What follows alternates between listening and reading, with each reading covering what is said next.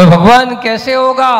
बोले शराब पी करके मदोन्मत्त होंगे। शराब जहाँ पी जाएगी, जिस नगर में शहर में जहाँ शराब का धंधा होता हो, शराब पीने वाले हों, उस नगर का सब विकास कैसे हो सकता? कभी नहीं हो सकता। तो उन्होंने कहा अच्छा शराब, जाकर के यहाँ आकर के पूरे नगर में जहाँ जहाँ भी शराब पान कोई करता था, बनाता था, उसको फिकवा करके द्वारका से कोसों दूर जंगल में उसको फिकवा दिया गया।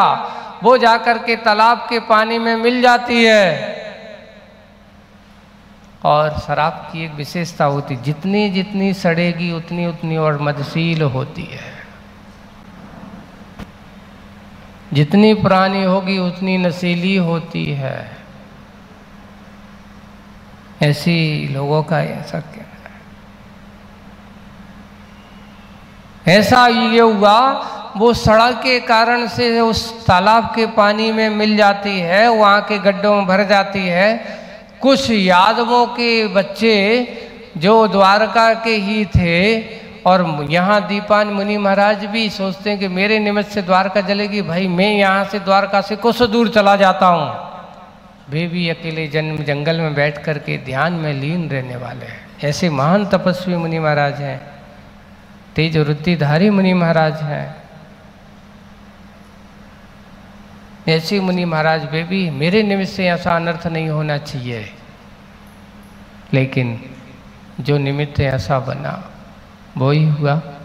संयोग हुआ कि वे बालक वन विहार करने गए, उनको लगी प्यास, उन्होंने पानी समझ करके वो क्या पी डाली, जो शराब फिकवाई गई थी पुरानी थी, वो शराब पी ली।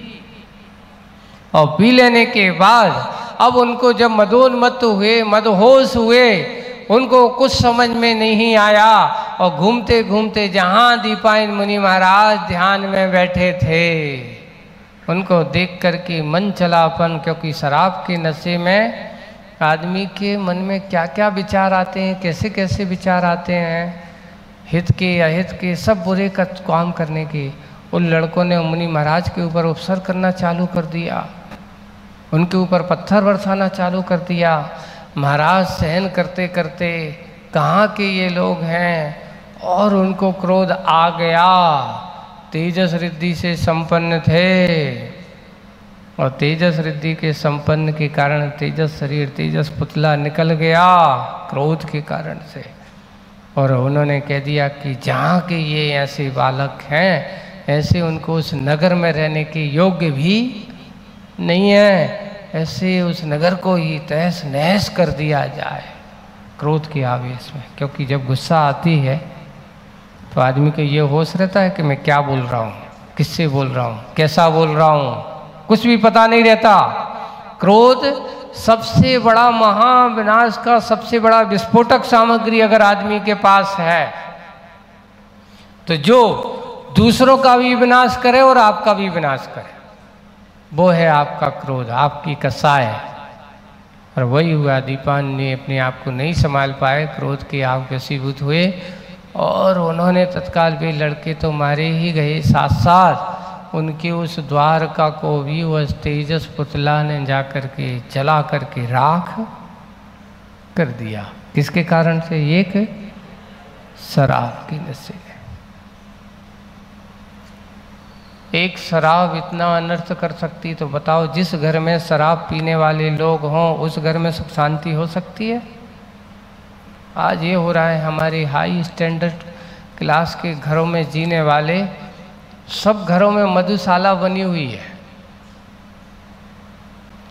करोड़पति अरबपतियों के घरों में आज के सोच में महाराज कल्चर ही ऐसा हो गया है।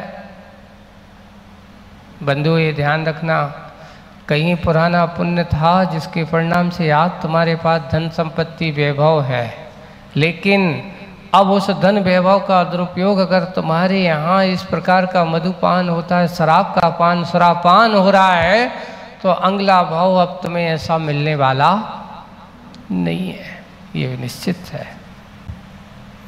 इसलिए इतने स्टैंडर्ड भी मत हो जाओ कि अपने आप की जो कल्चर है, अपने जो स्वभाव से विपरीत हो जाए। हमारे घरों में ऐसी चीज़ों का स्थान होना ही नहीं चाहिए। जिस घरों में ऐसे होंगे, अब हो ये रहा है महाराज, हमने फिल्मों में देखा है, सीरियल में देखते हैं, बड़े बड़े घरों के करोड़पति अरबपति लोगों के अगर नहीं हैं, यहाँ तक कि हमारी जैन समाज के लोग भी अब सदाचार के कल्चर से विमुख होते चले जा रहे हैं। जहाँ पर इस प्रकार के सप्त व्यसन को छोड़ने के लिए, जहाँ पर ऐसे सुरापान करने के लिए महापाप कहा, उसमें लिखा है कि सुरापान करना, उसमें इतने जीवों की हिंसा होती है कि एक बूंद सुरापान करने से कई गांव को जलाने, क्योंकि उतने जीवों को तुमने जला करके मार करके बनाई गई है, इतने हिंसा का दोष लगता है उसमें। कई गांव को जलाने का पाप लगता है एक व्यक्ति अगर सुरापान करता है तो। क्यों? क्योंकि सड़ा करके उसमें जीव जितने ज्यादा पड़ेंगे उतने ज्यादा की सड़ाई जाएगी। सड़ा सड़ा करके उन जीवों को फिर क्या कर देंगे? उबाल दिया जाता है, छाना नहीं जाता। वो जीवों को मार करके, कितने असंख्यात जीव, त्रस जीवों को मार करके वो एक रस तैयार किया है। ऐसे जीवों का अगर तुम रस सुरापान करोगे तो नियम से आपकी दुर्दशा क्या होगी? दुर्गति का ही है। एक उस पर गीता में लिखा है, स्पष्ट कहा है, गीता में भी कहा कि अगर नरक का द्वार खोलना हो तो उन्होंने लिखा कि जहां पर सुरापान होता हो उस घर में नियम से नरक का द्वार खोलने वाले लोग होते हैं।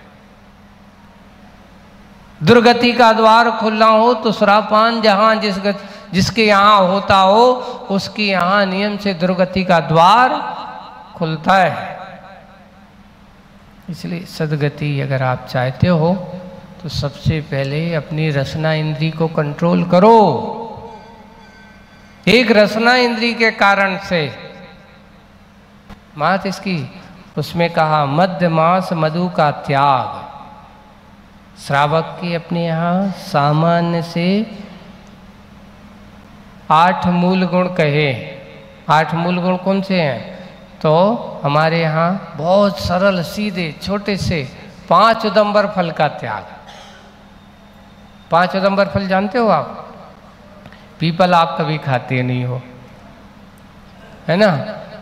बरगद का फल तुम्हें खाने की जरूरत नहीं है। ऊमर कभी तुम खाते नहीं हो। एक पाकर होता है, एक कठूमर होता है। ऐसे 5 उदंबर फल प्राय कर ये उदंबर इसलिए कहे जाते हैं, इस 5 फल ज़्यादातर देखना तने पे लगते हैं, इसमें जीवोत्पत्ति ज़्यादा होती है, डालों पे नहीं लगते। जैसे सेब फल लगता है, जाम फल लगता है, ऐसे नहीं। ये ज़्यादा जो बड़ा जो तना होता है, कटहल को तुम देखना बड़े बड़े ये तने पर सीधे, डाल पर नहीं लगते, हरा भरा पेड़ भरा रहेगा। पीपल का पेड़ तुम फल देखना वो कहाँ लगेगा? उसके उसमें। बरगद का फल ज़्यादातर ऊमर है, पाकर है, बिल्कुल पीपल जैसा एक फल होता छोटा सा पाकर का। कठूमर है, ऐसे बड़े फल। इसको 5 उदंबर फल कहा। और मध्य मास मधु का त्याग। आपने संकल्प लिया? आपने कभी ये कहा कि मैं अष्टमूल इस प्रकार के मूल गुणों का, व्रतों का संकल्प करता हूं, मैं कभी खाऊंगा नहीं?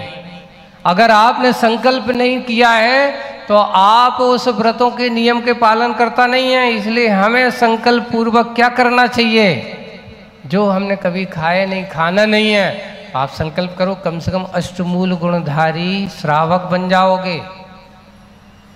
क्या बन जाएंगे हम? कभी मांस खाना है? नहीं खाना। शराब पीना? नहीं पीना। शहद नहीं खाना। अपने यहाँ सबसे ज्यादा जघन्य चीज है शहद। है क्या? बोले मधुमक्खी का ववन, जिसे अपन कहो पोटी भी कह सकते हैं। सबसे ज्यादा निम्न मल माना जाता है। उसकी एक विशेषता है, मधुमक्खी के पास सबसे ज्यादा परिग्रह संज्ञा और संग्रहण करने की प्रवृत्ति होती है। वो क्या करती है, फूलों से जाती परागकण लेती है और परागकण के वहाँ रखती है और वहीं से जो खाती है उसका बल विसर्जन होता है, तुति छत्ती में होता रहता है। उसमें क्षुद्र जीव बहुत असंख्यात जीव होते हैं। एक बूंद शहद का सेवन करने से लिखा है 7 गांव को जलाने का दोष लगता है। एक बूंद, कितना बूंद? एक बूंद शहद का सेवन करने से। आज हमारे बच्चों को हमारे लोग विज्ञापन वाले क्या दिखा रहे हैं? बच्चों को हनी सेवन कराओ। अगर आपको हनी की ज़रूरत है, जब भी ज़रूरत है, आयुर्वेद में लिखा है कि जितना काम आपका इससे नहीं होगा, आप अच्छे गुड़ की चाशनी बनाओ। पेवर गुड़ की चाशनी बना करके उससे 4 गुनी लाभकारी होती है। शक्कर की चाशनी नहीं कहा। किसकी चाशनी? जब भी कोई वैद्य कहे और कोई कहे ठीक है, हम शहद में दवाई तो नहीं खाते, हमारे यहाँ विधान दिया है कि आपकी दवाई का सेवन हम करेंगे और उसकी जगह ये किसका, एक और दूसरा गुड़ की चाशनी का करें। अभी एक और ये आ रहे हैं बड़े बड़े विज्ञापन, आप लोग पढ़ रहे हो, सुन रहे हो, च्यवनप्राश पैकिंग आते हैं, आप लोग बच्चों को अच्छे से खिलाते हो घरों में, उसमें शहद मिली होती है। अब ये बताओ, आपके बच्चे को और आप स्वयं अगर च्यवनप्राश आदि खाते हो तो क्या आप अष्टमूल गुणधारी हो सकते हो? आपको हमारे यहाँ का च्यवनप्राश आप अच्छे अपने घर पे शहद की जगह गुड़ की चाशनी का प्रयोग कीजिए। ये च्यवनप्राश आदि खाते हैं, खिलाते हैं तो आप मूल गुणधारी नहीं, इस प्रकार के शहद का सेवन करने वाले हैं। और दूसरी, खिलाने में तो इतनी दशाएं हैं कि हमारे घर पर नॉनवेज डायरेक्ट नहीं इनडायरेक्ट रूप में बहुत भरपूर मात्रा में आ रहा है। अभी कल परसों एक देख रहा था, शुद्ध घी के नाम पर शुद्ध पेवर क्या आ रहा है? सुअर की मांस की चर्बी का प्रयोग, मात्र एसेंस। सबसे सस्ती चीज है ये चर्बी का। ये जो आती है, बड़े बड़े स्लाटर हाउस है, चमड़ी को अच्छे से साफ सुथरा करते हैं, उनको तपाते हैं, वाष्पिंग करते हैं, उसमें जो चिकनापन होता है उसको जमा दिया जाता है। उस चर्बी को बड़े बड़े ड्रम में भर करके, और उसकी सप्लाई कहाँ होती? जितने भी ये चिकने पदार्थ बनते हैं, जितने भी आपको ये खाने पीने की चीज बनती है, उन सब चीज में सबसे सस्ती चीज अगर कोई है तो वो है फैट। ये इसको फैट के रूप में, इसलिए पुराने लोग अपने यहाँ घरों पे लोग डालडा नहीं खाते थे। क्यों? उसमें सबसे ज़्यादा उस चर्बी का प्रयोग होता था। आज तो प्योर घी, शुद्ध घी के नाम से उसको लेकर के लिया जा रहा है। हाँ, अभी और हड्डी का चूरा है ना, यहाँ तक कि जो पैकिंग वाले जो होते ना आटा, उन्होंने कहा आटा भी आज तुम्हारा साफ नहीं है, बाजार में हमारे पास समय नहीं है, गए 5 किलो की थैली ले आए। उसमें बताया कि उसमें पत्थर का वजन बढ़ाने के लिए मार्बल का पत्थर पीस करके मिलान लगे। बताओ, ये आटे में इस प्रकार की ऐसी ऐसी चीजें मिलाएं। अब आप कहोगे महाराज हम तो शुद्ध शाकाहारी है।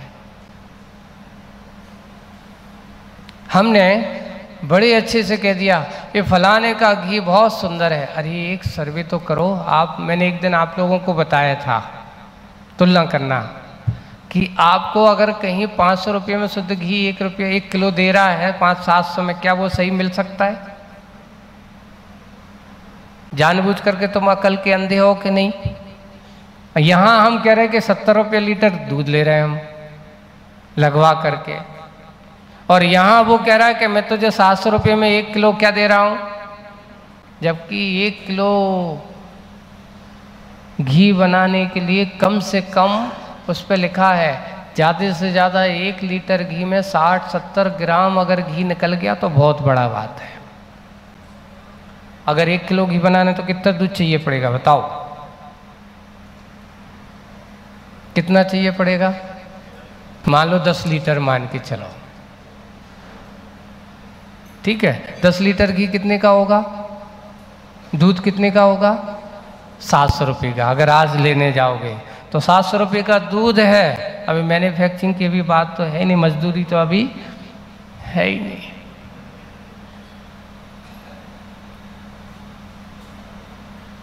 ₹700 का दूध और तुम्हें घी कितने में दे रहा है वो आपको पैकिंग?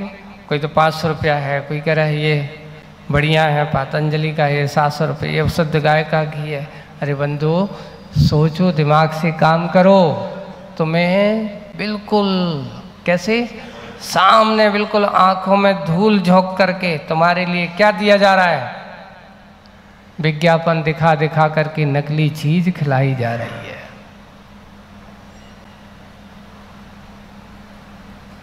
ये कभी 1000 रुपया भी मिल रहा हो तो भी सस्ता मत जानना। पैकिंग है, खर्चा है, इस प्रकार करेंगे तो अगर शुद्ध रूप से बनाए घर पे भी बनाओगे आप तो कम से कम 1000 रुपये का आज वर्तमान में खर्चा आपको आएगा। तो आपको 500 रुपये में शुद्ध घी कहाँ से आएगा? तो इसके अलावा ये कोई चारा नहीं है। कौन सा चारा है ये? यही मिलावट वाला। इसलिए हम थोड़ी सी रसना इंद्री के पहले वशीभूत हों, उसके पहले थोड़ा सा विवेक ज्ञान क्या कर लें? क्या ये सत्य है? क्या ये सही है? खाने के पहले सोचो। लेकिन हम इस बारे में बिल्कुल सोचते हैं, जाते गए क्या है सीधा टूट पड़ते हैं। कोई भी हो, सबसे पहले मनुष्य को अपने आप के लिए विवेक ज्ञान होना बहुत जरूरी है। आजकल हमारे मंदिरों में भी घी अब असली नहीं बचा, भगवान की आरती के लिए भी घी असली नहीं बचा। अब आप कहोगे कि हमारी आरती सार्थक हो गई। मैं तो कहूँगा बंधुओं, आप घी की ज़रूरत नहीं है, तेल का, शुद्ध तेल का भी जला करके आरती कर लेना। लेकिन ऐसे हिंसक सामग्री से बने हुए घी के दीपक जला करके तुम अपने आप को भक्ति समझते हो, ये कोई भक्ति नहीं है, आपका वह व्यर्थ है।